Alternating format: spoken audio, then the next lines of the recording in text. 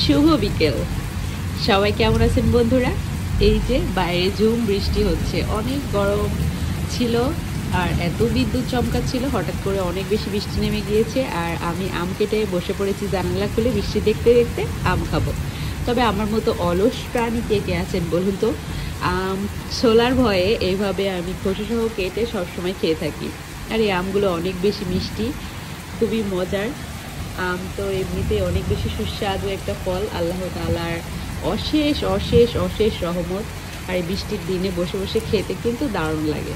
তবে প্রিয়জন পাশে থাকলে আরও বেশি ভালো লাগে। বাট আমার হাজব্যান্ড অফিসে, ও আসলে আবার সন্ধ্যের সময় খাওয়া হবে ইনশাল্লাহ।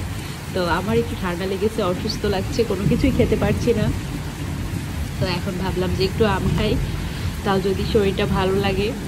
আর আমগুলো দেখুন খুব পেকে গিয়েছে। আম কার কার পছন্দ অবশ্যই কমেন্ট করে জানাবেন। আমার কিন্তু আম ভীষণ রকম পছন্দ, আমার কিন্তু খুবই ভালো লাগে। আর আমার হাজবেন্ড প্রচুর আম কেনে, মাশাল্লাহ আলহামদুলিল্লাহ।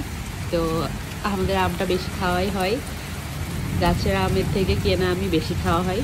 তো দেশি আম খাওয়া হয়েছে এই কয়দিন, এখন আর কি ল্যাংড়া ফজলি এগুলো উঠবে আস্তে আস্তে, সেগুলো খাওয়া হবে ইনশাল্লাহ। তো আমার মতো আম প্রেমী কে কে আছেন, আর আমার মতো অলস প্রাণী কে কে আছেন যারা হচ্ছে আম একদম কেটে খেতে পছন্দ করেন না, শুধুমাত্র এরকম খোসা সহ কেটে কোন সময় খাওয়া শুরু করে দেন? অবশ্যই অবশ্যই অবশ্যই কমেন্ট করে জানাবেন। আর বাইরের প্রকৃতিটা দেখুন খুব সুন্দর, বৃষ্টি হচ্ছে বিকালবেলা, ভালোই লাগছে আমার। তা আজ এই পর্যন্তই, সবাই ভালো থাকবেন, সুস্থ থাকবেন, আল্লাহ হাফেজ।